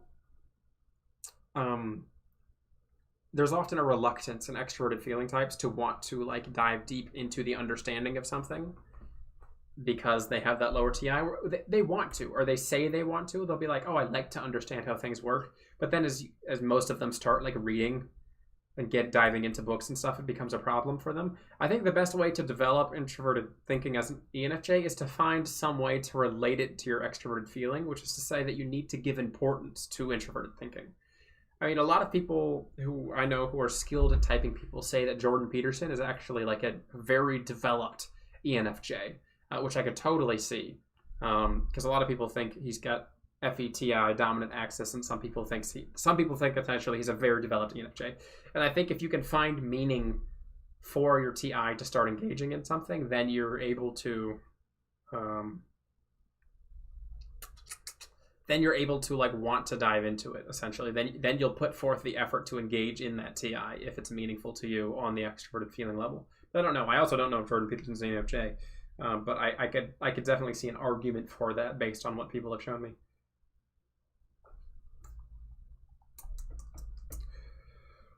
Where am I? Difference between a healthy INTJ and an unhealthy one? An unhealthy INTJ will probably blame other people for their own mistakes or issues in life. They will lose their individual volition and willpower. Or, on the other hand, they might keep their volition/willpower and direct it towards something unhealthy. Like they might feel that they've been wronged in some way and will direct their life and life goals and focuses into like correcting that wrong, which is why you get like the archetype of the villain in movies and stuff, because they're essentially INTJs gone wrong.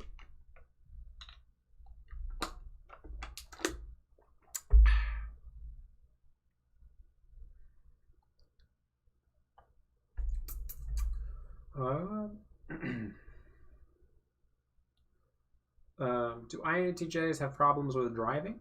What I see is that SE inferior interferes and makes them uncomfortable, so they do it in the automatic. Maybe? I don't know. When I'm driving, I zone out. Like 95% of the time when I'm driving, I'm not consciously paying attention.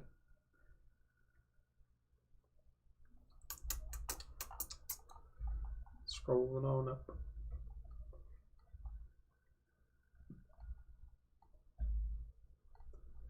Oh wow, I think I'm caught up in questions. Look at this, great, fantastic. Still trying to see if I missed anything. I'm sure I missed something somewhere. Oh, Justina N asks, are there masculine, feminine aspects to each type? Example, are ISFJs more feminine? Great question. I have a whole blog on how I perceive cognitive functions to be either masculine or feminine and why I think that way. If you're interested in reading about that, go over to my website at sarasek.com, click blog, and you'll see a blog post called like masculinity and femininity of cognitive functions. It's a lot for me to explain right now, and it would take me like 10-15 minutes to do it. So if you want to see that, go check out that blog. I think it's actually a pretty good blog. Can I drive a stick? I was originally taught to drive stick, but I haven't driven one in a long time. I was 18 or like 16, 17 when I learned to drive stick, and then I got an automatic car. So I would say I could probably still basically do it. But I don't know. Oh, sweet. My grandmother just texted me and let me know that we got dinner reservations at my favorite restaurant for my birthday. Sweet. It's sushi. I love sushi. Getting sushi on my Not on my birthday, but a few days after. Do the food dance. It's the thing that makes me most excited in life. I'm secretly an ESFP. Food is the most exciting thing. Why do INTP mistype as INTJ so often? Because there's a one-letter difference. The INTs are going to have very similar interests, but they're going to have very opposite ways of going about getting those interests or being actually interested in those things. INTPs have I would say INTPs have a significantly higher amount of intellectual depth when it comes to the topics that they're interested in, which is to say that they take the time to truly understand the intellectual thing that they're working with, while INTJs tend to kind of summarize. They're just like, okay, so this is the essence of the thing I'm working with. Now let's put it into some sort of use. And then that use or the vision that they're achieving from that intellectual use is what is really interesting to them. Sushi. I love sushi. I like the Philly roll. Got the cream cheese. Yeah. Then the yum yum sauce. Oh man, I'm hungry now. How could we find our type with certainty? I don't think you can find it with certainty. I think you can be like 99% certain. But, you know, if you're stuck yourself finding your type, reaching out to someone who knows type very well or does typing sessions, cough, me, asourcepsych.com, can be helpful for that process. But I don't think you can absolutely know.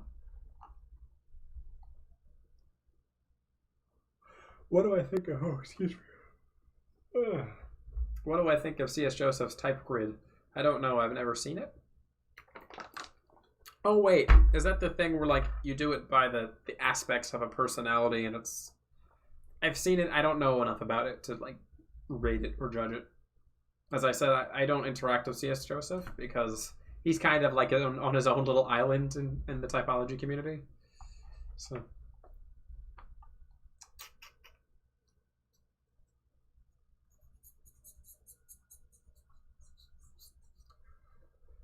Okay, where was I? Okay. Frogs aren't on the menu at sushi restaurants, are they? I don't know. Maybe. Salmon or tuna? Oh, I don't know. Salmon? I'm usually not too picky. Whatever in a Philly roll is my favorite. Although, I've had, like, I had a volcano roll somewhere one time. I don't usually know what goes into the sushi. I just eat it. I'm not that picky. Are INTJs mean? I don't think so. I have a video, an old one, about like INTJ stereotypes where I talk about the idea that INTJs usually aren't as mean as people tend to think they are. And that if you're like some super hypercritical INTJ, you're either one really unhealthy or you're probably not an INTJ. INTJs, as IJs, tend to be passive, reflective people. What would look like an ENFJ with very well developed NI? Someone who's going to be moving towards a purpose related to their FE that is exceptionally important to them with a great amount of willpower and volition.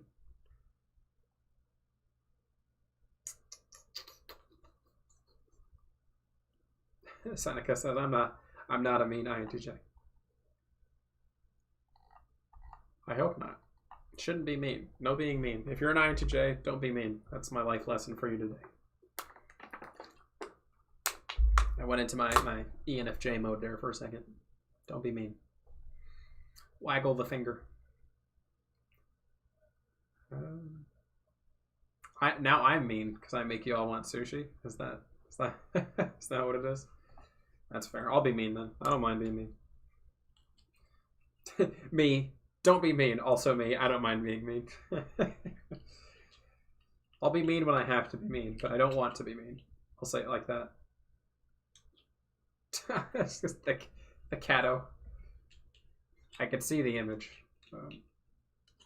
How do you think the borders of type work? Do types overflow from one in the other? Is there a spectrum according to you? I think the types that are going to be bordering on closest to each other are actually the types that have the same dominant function, but then also the types who are in the same quadrant. So, like, again, INFJs and INTJs, exceptionally similar because they have the same dominant function. But then INTJs and ENTJs because they have the same values associated with their functions, even if they're swapped. So therefore, an INTJ and an ENTJ are going to present more likely like as being close to each other. They might often like you might think that they're similar in appearance, but because of the way that the dominant cognitive function works, the INTJ and INFJ are actually far more alike each other, just like the ENTJ and the ESTJ. What are the types you considered yourself to be when you started getting into typology? I always thought I was an INTJ because I tested on the formal MBTI as an INTJ the first time I took the formal MBTI. Then I studied it for a while, and I didn't have any reason to not believe that. I've always been an externally conscientious person, but not one who's like obsessed with that. So I've never thought of myself as a P, if I'm being honest. Like INTP, I never even considered it because I had people who I was close with who were like that, and it didn't resonate with me. Extroverted perception is just something that I don't resonate with. So I've always been fairly certain that I'm a J. I did consider INFJ for a while just because, like, when I started reading the INTJ stereotypes, I was like, well, I don't think I'm like this, like harsh or critical. And then you actually read what Jung said, and you're like, oh, they're not harsh and critical. They're actually perceiving dominant types.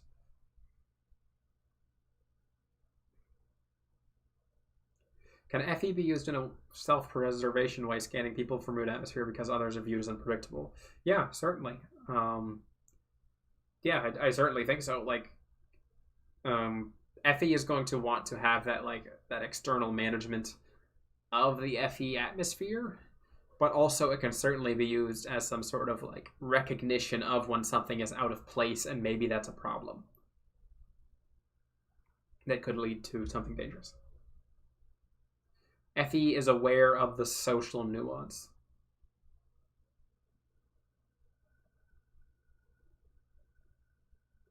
Do you think it's possible to develop our subconscious function, like our like a repressed function? You mean? Sure. Yeah. I just don't think you can master it.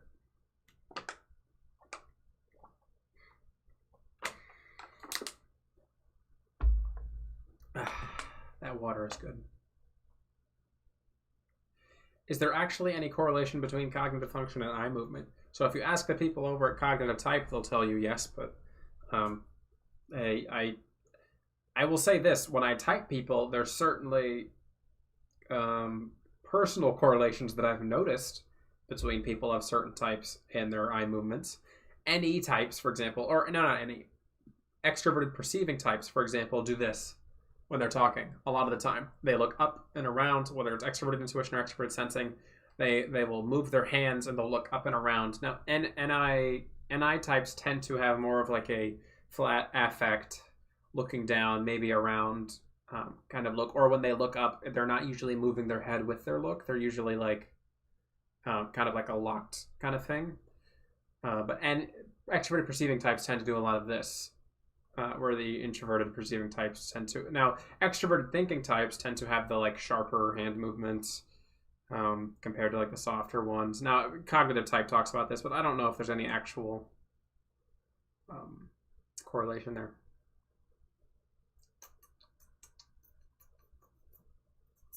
What type of music do I enjoy?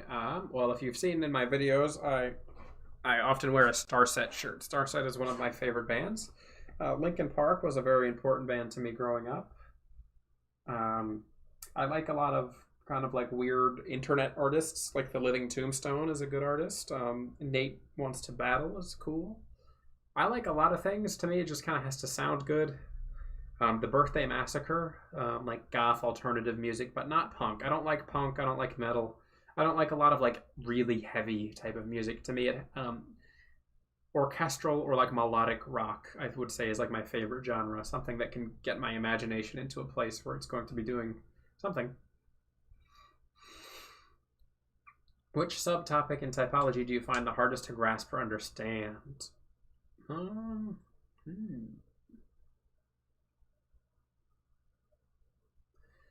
Maybe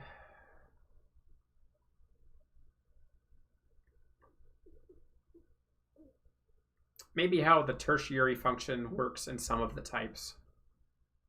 Like, I'm still not entirely certain how like tertiary like NI or SI or like tertiary NE or SE looks in certain types. And I haven't kind of mastered that concept just quite yet.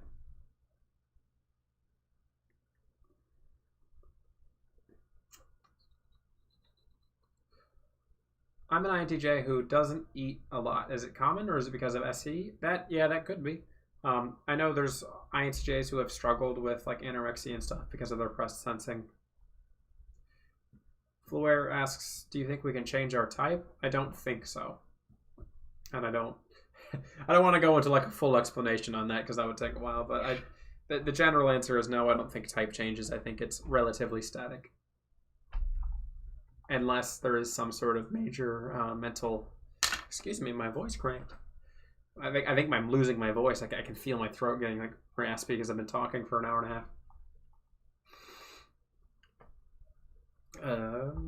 I forgot where I was. Alexa says, just want to say I like your hair. I said that name, the name that I just said, and my household robot lit up. Oh, knocked over a watermelon. My household assistant robot. Llama, Asura asks, EPs look, or says, EPs look up when they think also. Asura looks up while asking a hard question. Actually, I had predicted that someone was going to say that in response. The difference, as I said, the EPs tend to do this. They tend to look up and around when they're talking, while the introverted perceiving types tend to have more of a fixed gaze. And no matter which direction they're focusing, it tends to be fixed. They might do like some movement and looking around. The EPs tend to just have far more energy when they're talking, and I would even say they usually have almost a bit of softer movement, more like swaying compared to like the harsher TE type of motions. Is the official MBTI test accurate? Can I trust it? I think it's a lot better than all the online ones. I wouldn't say it's 100% accurate.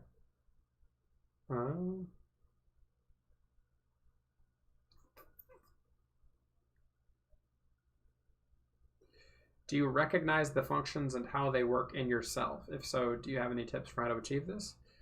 Occasionally, yes. I mean, like, I'm aware of my own functions unless I'm completely wrong. I mean, some people tell me every now and then that I might not be the type that I think I am. What is it? Someone showed me a link and they said that the guys over at Cognitive Type thought I was like an ESFP or something, and I was like, sure, why not? Like, if you can prove I'm an ESFP, go right ahead.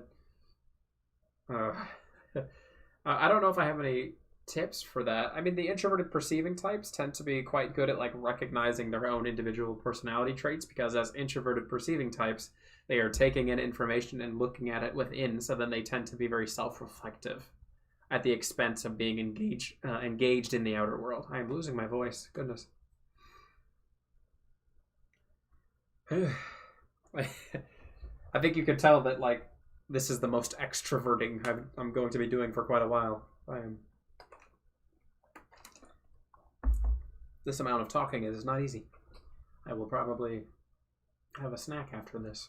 Although I ate dinner right before. I had pork chops and pizza, which is a weird combination, but when you're lazy and you don't want to cook too much, that's what you eat. I take my eyes out and play with them when I'm thinking. Whatever works for you.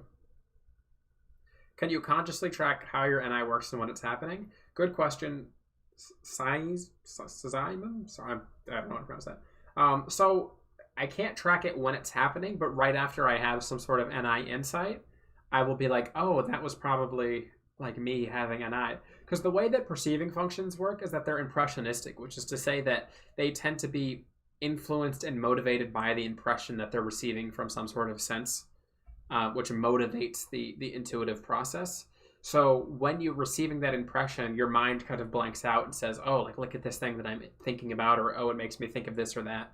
And you lose track of everything else. And then after that initial excitement fades, then you can say, oh, that was probably introverted intuition, or, oh, it was probably this. I have a story where I talk about a bluebird. I don't know if I've shared this on my blog, but when I was out on a walk once, and I saw a bluebird pass by, and I thought to myself, what is the meaning of this bluebird? Why has this bluebird crossed my path? And then I thought to myself, well, it's kind of funny, because as an introverted intuitive type, you're seeking meaning in everything. So when I saw this bluebird, I thought to myself, what is this bird's meaning?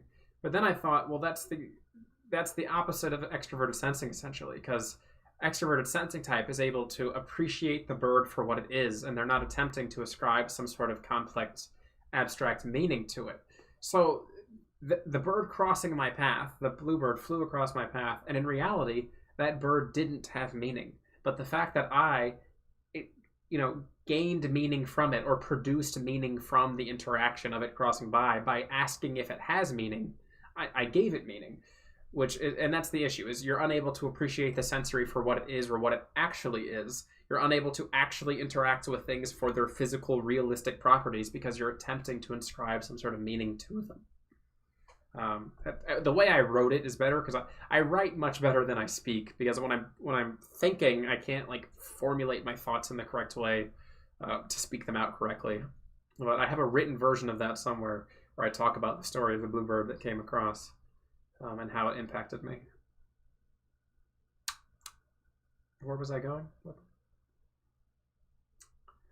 Do INTJs tend to have high expectations, even if unrealistic? Usually, yeah, especially for themselves. They tend to have high expectations for themselves, whereas ENTJs tend to hold those same expectations for everybody. What's the best way for an INTJ to drop a bad sensory habit like nicotine addiction? When I have nothing to do, I always find myself drawn back to it. That's a great question, and it's something I'm working on as well. I don't work with nicotine specifically, but I have my own bad habits that I interact with that I need to get out of. Becoming consciously aware of it and maybe replacing your habit with something healthy can be a good way to do it. I've recently started taking a 2-mile walk at least 5 or 6 days out of the week, which has been relatively helpful for me in just having a better lifestyle. And when I'm bored or not doing anything in the house, instead of getting a snack, I'll get down and do 10 push-ups and some stretches. And that's something I started doing a few weeks ago. And I don't know if it's really impacted my health or anything, but mentally it's oh yeah, I did something small in the right direction.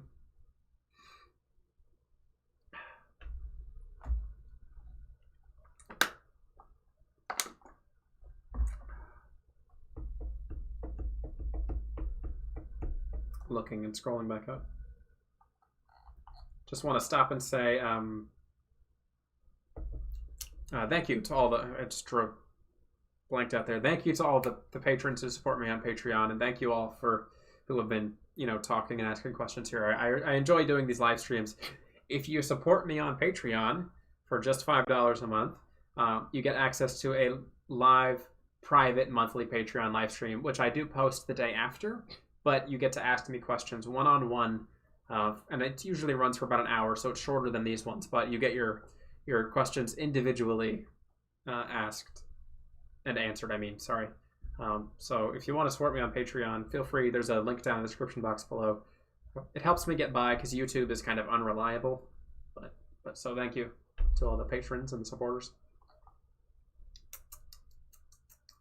Will EP types have worse memory than IJ types? No, I don't necessarily think so. EPs will probably have less of a detailed impression with their memory. They're probably more likely to tell you a live reenactment of the memory instead of reflecting deeply internally on it. Are INTJs usually competitive? Yes, but they're usually most competitive with themselves and not others. Again, ENTJs tend to be a little bit more competitive with others on average. That INTJs can certainly be competitive with others though, but more often than not, they're trying to beat their own expectations. Fluair Indigo says, I still don't know if I'm an INFJ or an ENFJ. What's the best ways to differentiate them? Oh, that's a great question. ENFJs tend to be a bit more warm, I think. INFJs are warm on that one-to-one level where they're going to interact with someone, in kind of a deep emotional way. But ENFJs tend to be able to spread that emotional warmth across a larger setting, essentially, and they're usually able to interact with most people they come into contact with very warmly, especially if it's someone that they're going to relatively care about. ENFJs tend to be quite expressive with their emotions. They tend to be smiley, they tend to be open. INFJs will do this, but it's not their natural state because extroverted feeling is second. But extroverted feeling dominant types tend to be quite expressive with their emotions. How do INTJs act or process falling in love? What piques the INTJ romantic interest? The idea of being with someone that is potentially interesting to them. Again, NI dominants are usually going to be pursuing whatever is subjectively interesting to them. So if someone piques their interest, they pique their romantic interest too. most of the time. I don't know. I wouldn't even say like I fell in love when I got with like my wife. It was more so like a casual extended thing. Like we knew each other for like 2 years before we even started dating, and then we dated for like 3 years before we got married. So when I see an old gnarled tree and think of an old man passage of life, that's NI. Could be NI. It could also be SI in certain circumstances, because SI, despite what people think, SI also has quite a attachment to symbology. SI tends to be more symbolistic, while NI tends to be more archetypal in nature, which is hard to differentiate. It's one of the reasons SI is one of the hardest types to understand, in my opinion. Do you always usually see things as abstract concepts? What I mean is for example, you see an apple and instantly think about things like Adam's apple or just something like forbidden fruit. Usually, yeah, it's not always. I mean, of course, intuitive types have their sensing moments as well, but usually when they're interacting with something in the sensory realm, they try to ascribe some sort of meaning to it right off the bat. Not always, though. Especially NI dominants can enjoy things for aesthetics. Like having a poster up in your room doesn't always have to have meaning if it's something that looks good to you.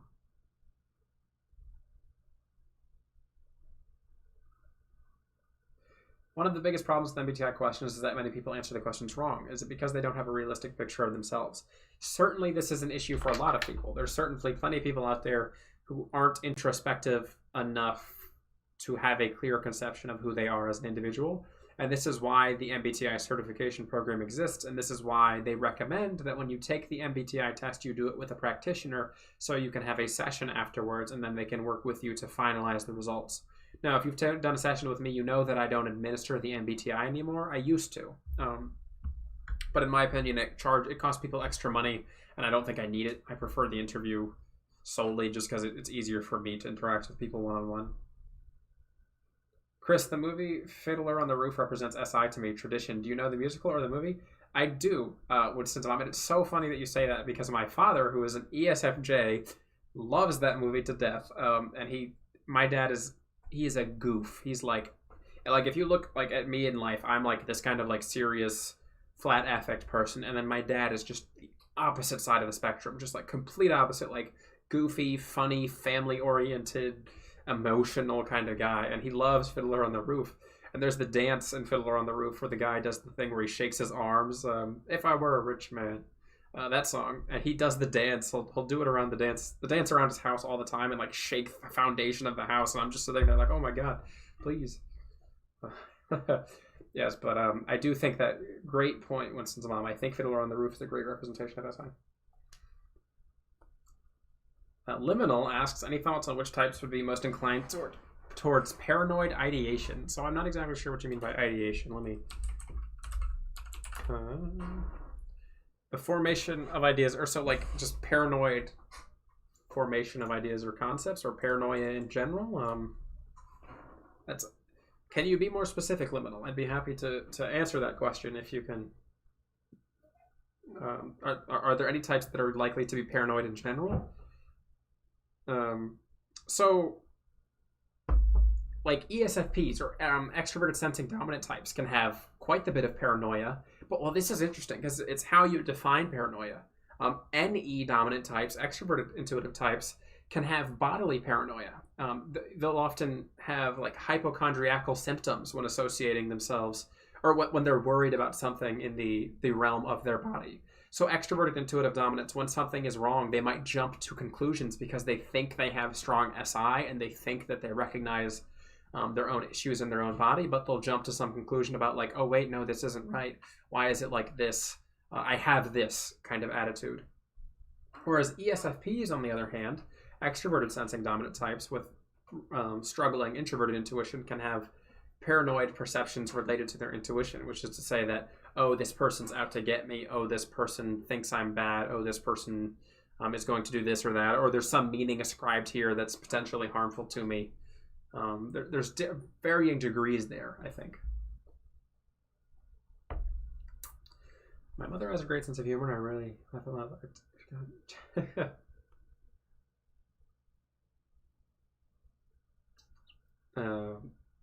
Altonox asks, what would you say to an ENTJ to help him to get rid of his neuroticism and paranoia? I know who that is. It's hard to answer that question because neuroticism is potentially a trait that exists outside of cognitive type, and it's something that might have to be worked on individually. And I'm not a therapist or a psychologist, so I couldn't tell you like exactly what would be a good plan to deal with that, how to like manage things like neuroticism. But usually introducing some sort of structure to the ways in which you deal with problems, which is to say that like if you plan for having a problem and then that a problem arises and you follow through with like your contingency plan for that problem, you might have a better result, which is to say like next time I get angry, I will stop for 5 minutes and think about what I'm going to say before I say anything. That kind of, thought process. Allowing yourself to have some sort of mental contingency plan for when you find yourself in positions when you're dealing with peaks of that kind of behavior.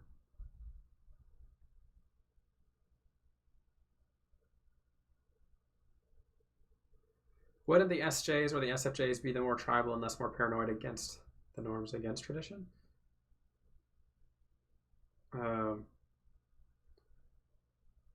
SFJs are usually more so for tradition. They're not inherently more tribal. I don't think SI types are inherently more tribal. I just think that they tend to be more preservation focused, and then in certain cases, tribal nature can lead to more of a preservation kind of thing. What kind of things do I find funny? Contextual humor, I think, is what I find the funniest. And that's hard to say, but more often than not, the best humor in life is the kind that is shared between you and somebody important and close to you who shares the same type of interest you do. And you can make jokes that if you shared it between you and somebody else, it wouldn't make sense. But if you share it between you and them, it's hilarious. So like memes that can be shared between select people is my favorite type of humor. But I do like stand-up comedy and stuff like that too. But I would say like contextual humor is quite funny to me. Those things can usually get me to laugh the most. My closest friend can make me laugh like a hyena, I swear. He's a funny guy. Are ISTJs uncomfortable with emotions? I would say they're the same as INTJs who have tertiary introverted feeling as well. It's not that they're... You're right. Uncomfortable is probably the best word. It's more of a discomfort than a weakness. It's something that they don't want to touch on if they can choose to avoid it, essentially. What do I think of the collective unconscious? I think Jung's work on the collective unconscious is one of the most interesting pieces of literature ever. I think the collective unconscious is a absolutely fantastic advancement in psychological understanding from a conceptual level.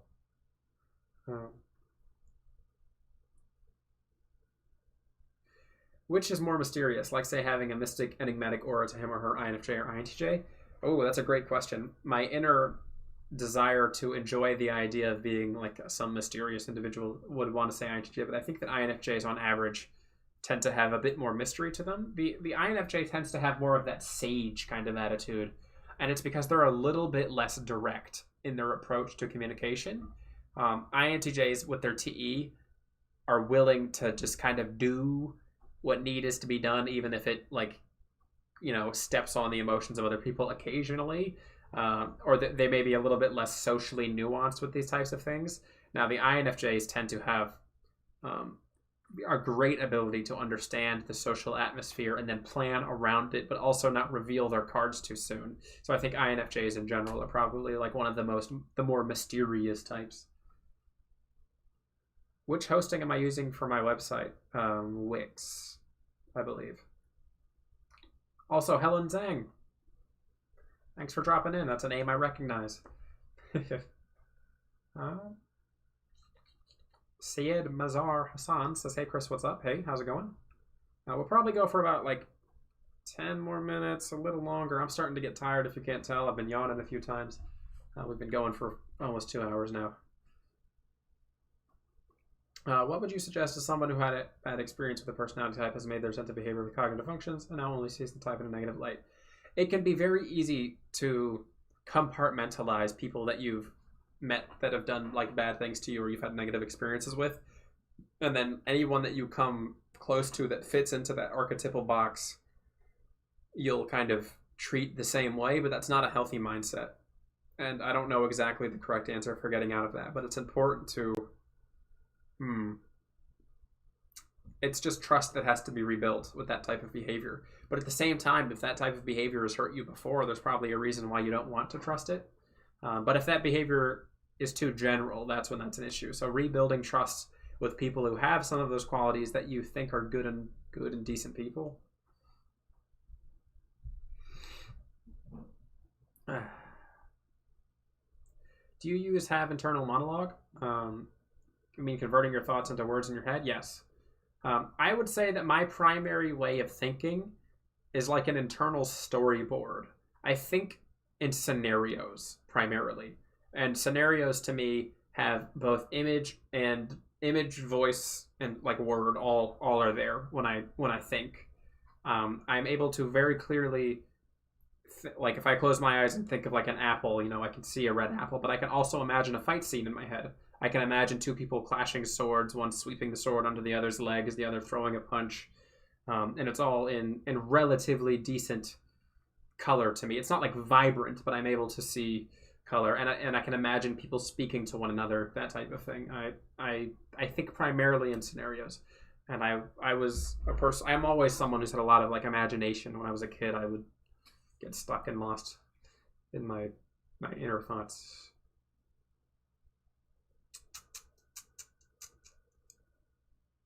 How do you overcome hatred for a specific type due to a bad experience? That's kind of what I think DCer was asking.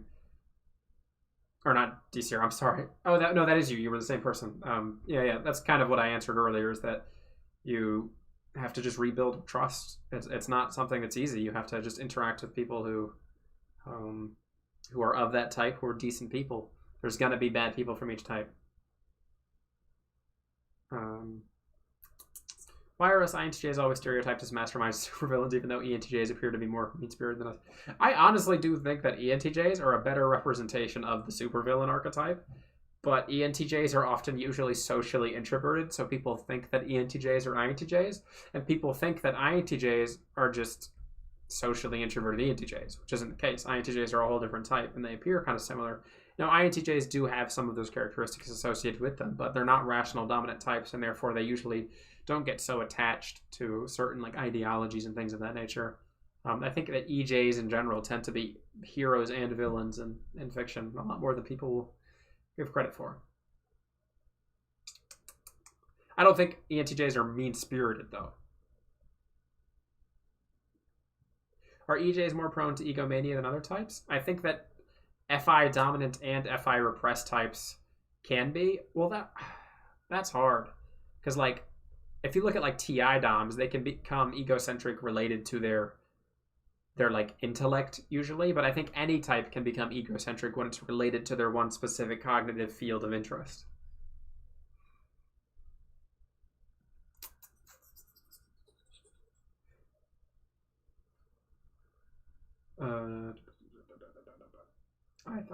I see your question again, DCer. I thought I already answered it. And maybe it's just reposting lag or something. I don't know.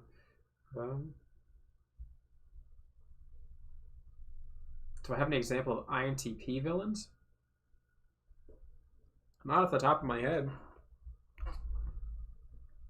I think that Rick from Rick and Morty is probably an INTP. At the very least an ENTP, but I think he's an INTP. I think he appears more of a rational dominant.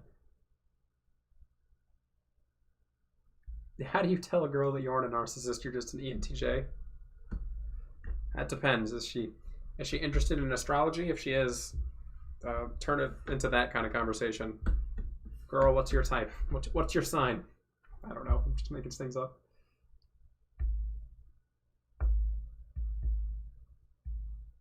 By the way, your branded t-shirts are always just heart.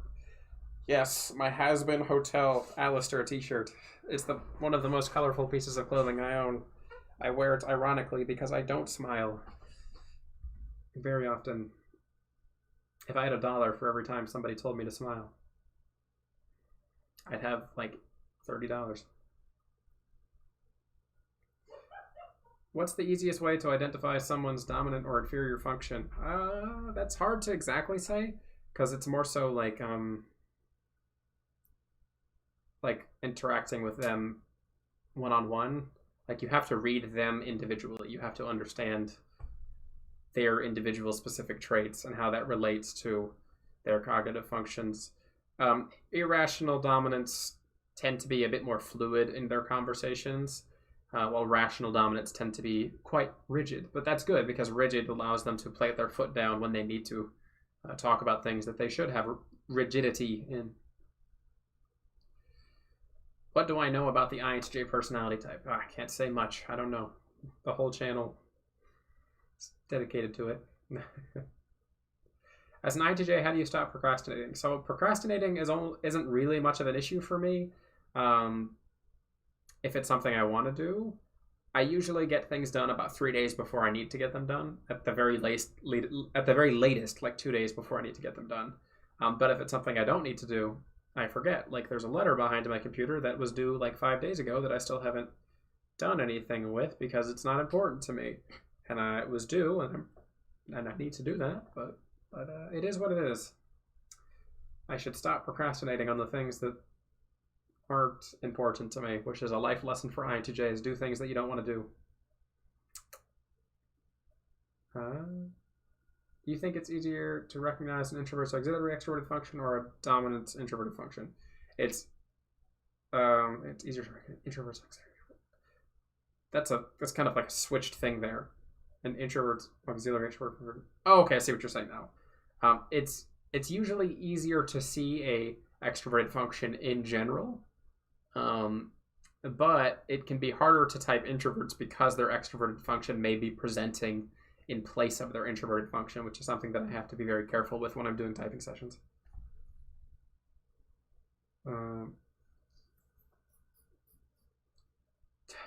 Would you say ENTJ and INTP males are more misogynistic than other types? No, I don't think so. I've been thinking INTJs are said to have some sort of real authenticity. Do they like a 90-degree way of how they live? Like, say, you lost me there in that one, Elka. Am I going to get cornrows? No, I'm afraid not. I'm going to get a haircut eventually. What I should do is I should wash my hair, because after I wash it, this frizz, it turns into natural curls. And if I washed my hair every day, it would probably be more curly. It looks really frizzy and like afro-y right now, but when I wash it, it sticks and it curls. And I like my hair actually when it's wet or gelled. It looks much better in my opinion.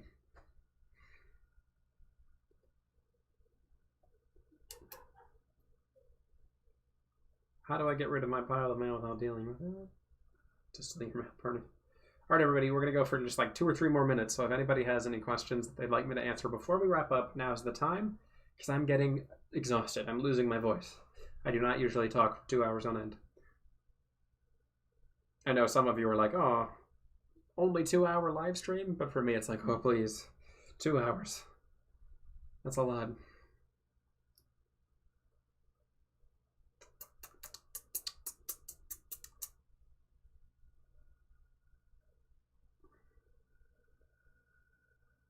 DCer asks, what do you think about objective personality? I answered that earlier in the stream, so if you're interested in hearing about what I think about objective personality, rewind kind of back earlier in the video.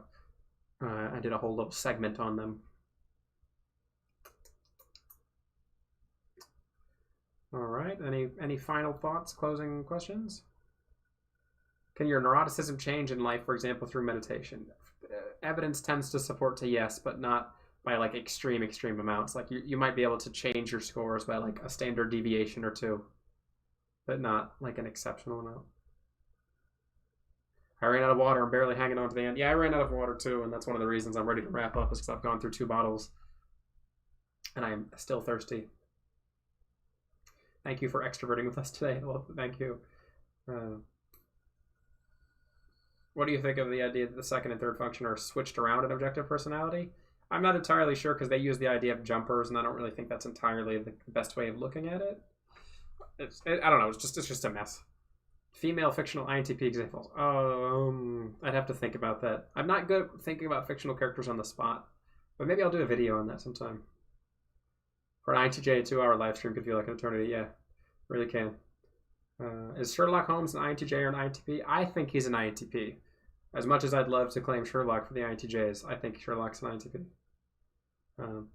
I see a few people saying thank you for the live stream. What type would be best to teach you how to better utilize SE?